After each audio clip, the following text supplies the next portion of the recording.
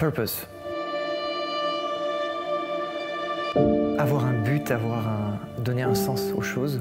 Je suis évidemment biaisé par l'histoire que nous avons autour de ce parfum, mais je pense à cet arbre qui est ancré dans le sol, qui est dans sa verticalité, et je pense à l'épanouissement de cet arbre. Et donc je vois quelque chose de très ancré, qui a un but et qui l'accomplit.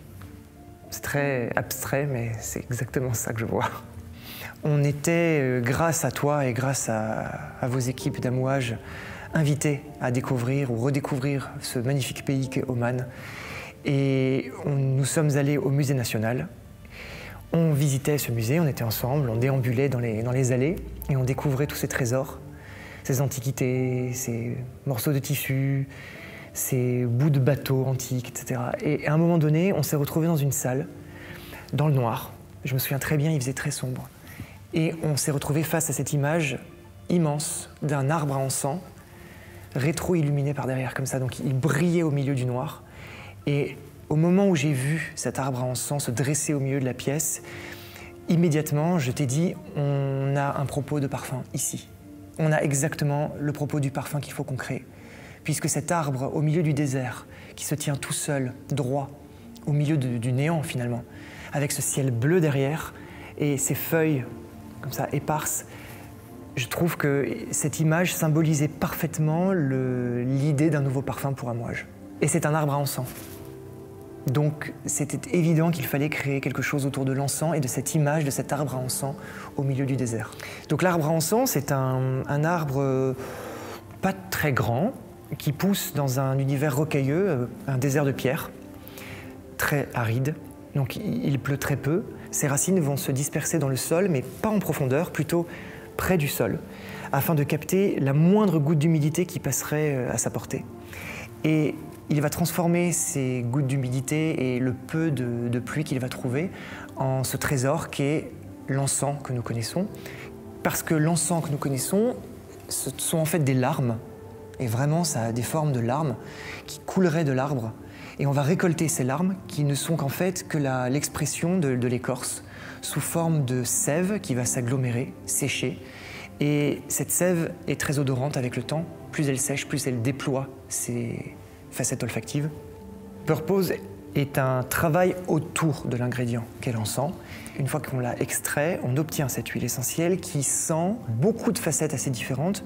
Des facettes résineuses qu'on connaît très bien, c'est l'encens qu'on va sentir dans les églises, lors des rituels, lors des fumigations.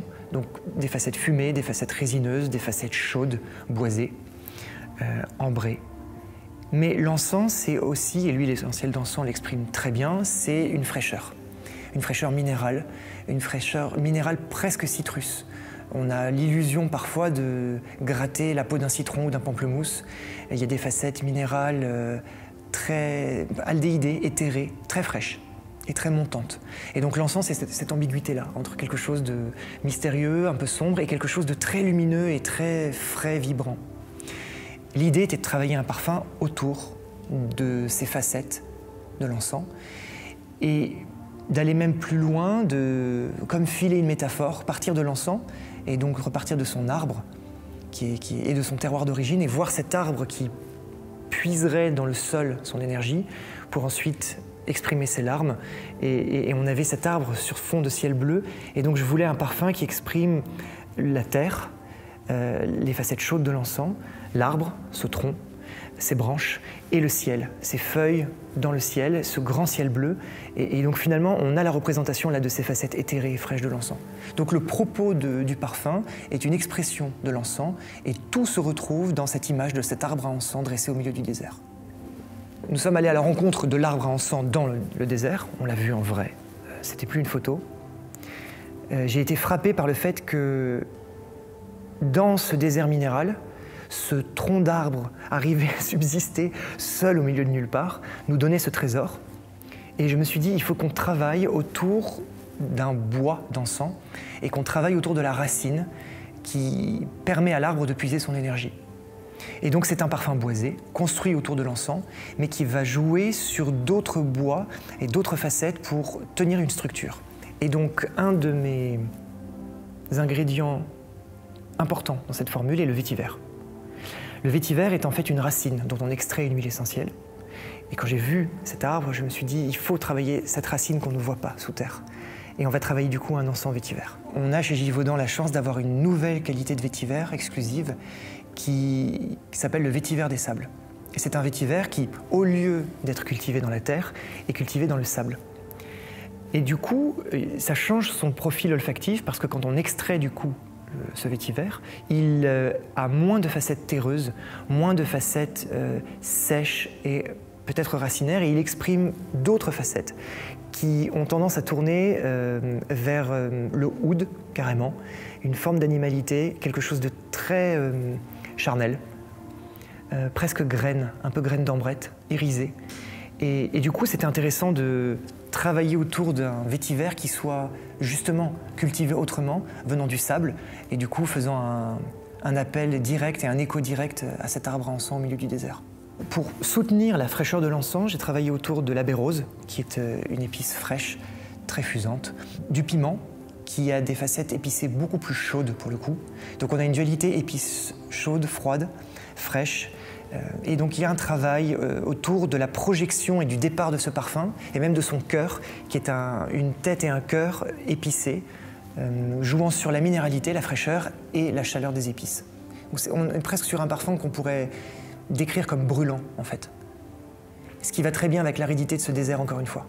Je pense que l'image de l'arbre qui survit et qui donne la vie au milieu du désert et du néant, quelque part, appelle la spiritualité. Ces contrastes entre cette terre sèche, ocre, ce ciel bleu et ce tronc au milieu, je trouve que c'est très spirituel parce que ce sont des images qui nous parlent à tous. On est presque dans des représentations bibliques, anciennes, antiques, mystiques. J'ai même joué sur un clin d'œil dans un des ingrédients, un des choix d'ingrédients, parce qu'on a un captif chez Givaudan qui s'appelle le mystical et qui est en fait sans l'encens. Donc c'était très intéressant là aussi de jouer sur des correspondances, et là c'est une correspondance finalement toute trouvée. Le mystical sans l'encens, et sans l'encens de manière très vibrante, très puissante. C'est une note encens qui va tenir dans la structure, qui va se tenir de la tête au fond et qui va donner au parfum une vibration presque éternelle, j'ai envie de dire. Et une fraîcheur qui va tenir jusqu'au fond. Je pense que c'est un parfum qui est noir, mais c'est un noir brillant. Mais je vois aussi des nuances ocre, parce que je vois cette terre. Je vois des couleurs sable, et donc je verrai du noir avec des touches de lumière. Il ne faut pas que ce soit un noir mat, il faut vraiment que ce soit un noir brillant, quelque chose qui ait beaucoup d'éclat et de vibration. L'encens est tellement l'odeur d'Oman. On arrive à Oman, c'est la première odeur qu'on sent. Vous arrivez à l'aéroport, vous n'avez pas encore traversé le hall que déjà l'encens vous cueille et vous attire, vous pousse à sortir des portes de l'aéroport pour aller à la découverte du pays. Et où qu'on aille, il y a des fumigations d'encens, et cet encens est partout. C'est vraiment l'âme d'Oman. Et donc c'est l'âme d'Amouage, puisque Amouage, c'était tout le travail autour de cette collection, ces nouveaux parfums. Retravailler l'encens, qui est iconique et si important et cher à Oman et Amouage, en le réinventant. J'aime l'idée de la tortue pour sa sagesse et sa ténacité. Le fait qu'on voit des tortues qui sont centenaires et qui sont encore vivantes, et elles ont l'air comme ça, pleines de poussière et on dirait des ancêtres, et en fait elles sont pleines de vie. Et c'était un peu cet arbre à encens aussi. Entre le mystical, qui a ses facettes aldéhydées et presque fumées, ce vétiver des sables, qui a ses facettes irisées, un peu graines, les différents bois, je pense que c'est une expression d'une certaine minéralité et d'une texture même. On peut presque sentir une texture presque poudrée, mais un poudré de bois, un poudré d'épices et de bois, un poudré de pierre aussi. La description d'un parfum assez simple qu'on comprend assez vite, et en même temps avec une complexité, une évolution et une technicité, un sillage, une tenue, qui sont servis par différents ingrédients. Et finalement, je reviens à l'image initiale, ce n'est que la traduction de cette simplicité, et pourtant très complexe, d'un arbre au milieu de nulle part. C'est tout simple comme image. Et pourtant, tout ce qui est à l'œuvre pour que cet arbre soit au milieu de nulle part est d'une complexité sans nom. La nature est incroyable. Quelque part, il y a l'idée de d'interpréter quelque chose de simple avec beaucoup de subtilité, de dentelle et de sophistication, mais que ça paraisse évident et simple. On a choisi entre plusieurs dosages ce dosage parce qu'il exprimait parfaitement la quintessence de ce qu'on voulait exprimer. La maturation et la macération, qu'on a pareil, travaillé, analysé. On a analysé plein de lots différents, de vieillissements différents des concentrés, et on s'est rendu compte qu'il y avait un concentré qui, à un certain temps donné, exprimait au mieux ce jus tel qu'on avait envie de l'exprimer dans son contraste. Et évidemment l'écriture de la formule, et c'est l'art du parfumeur, c'est toute la magie de ce métier, c'est d'équilibrer des contrastes et des matières entre elles pour créer une alchimie au sein d'une formule qui va créer cette tension, créer cette vibration, qui va donner cette impression de fraîcheur qui dure, cette impression de boisé qui va tenir sur une peau ou sur une veste pendant quelques jours. Les matières premières, évidemment, le choix des matières premières est important. La qualité de rose qu'on a utilisée, la qualité, le vétiver des sables, l'overdose d'encens. Donc ces équilibres de matières naturelles avec d'autres matières, d'autres molécules, notamment la Kigala Wood, qui est un produit incroyable, qui est en fait un dérivé du patchouli et qui exprime de nouvelles facettes du patchouli avec des facettes vétiver. Et c'est pour ça que j'ai choisi de travailler avec de la Kigala Wood dans cette formule, pour justement, avec sa technicité, c'est une matière très puissante, tenir les facettes du vétiver jusque dans le fond du parfum et que dans le sillage, on continue à sentir, comme ça, comme une pulsation, ces facettes vétiver. Tu me dis sagesse et je pense ancestrale.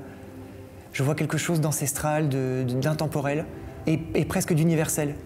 L'idée était de travailler sur un parfum moderne, contemporain et qui exprimerait des facettes iconiques et importantes pour Amouage, l'ambre gris, l'encens et la rose, encore une fois, mais de façon contemporaine et de façon surtout pas classique, au contraire. L'idée était de travailler un néo-vétiver, un néo-bois et d'exprimer de nouvelles facettes, essayer de trouver autre chose, une nouvelle vibration, un nouveau mouvement, en travaillant sur des ingrédients iconiques.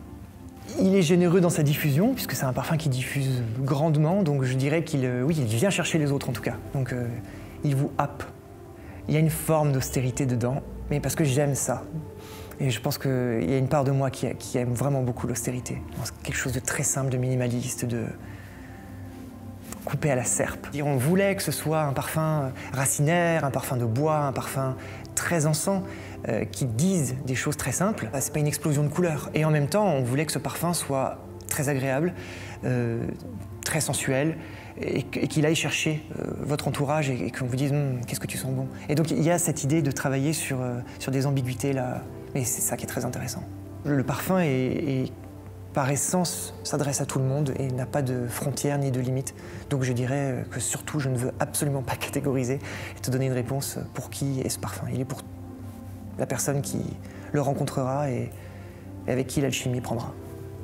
Le cypriol, en fait, est un papyrus et c'est une extraction de ce végétal qui déploie des facettes boisées, proche du oud, à cheval entre le patchouli et le vétiver. Et donc c'était intéressant de travailler, en plus du vétiver et de la Kigala Wood, autour du cypriol, parce que techniquement, au sein de ma formule, le cypriol va donner une vibration, notamment en cœur, qui va être un relais à la fois des épices fraîches en tête, et de ce fond avec cette absolue de rose et ses facettes vétiver des sables et à Kigala Wood. Et donc, il est un pivot de ma formule qui permet de tenir le propos et de le tenir clair du début à la fin. Ce qui est intéressant avec la baie rose, c'est qu'elle reprend les mêmes facettes fraîches de l'encens.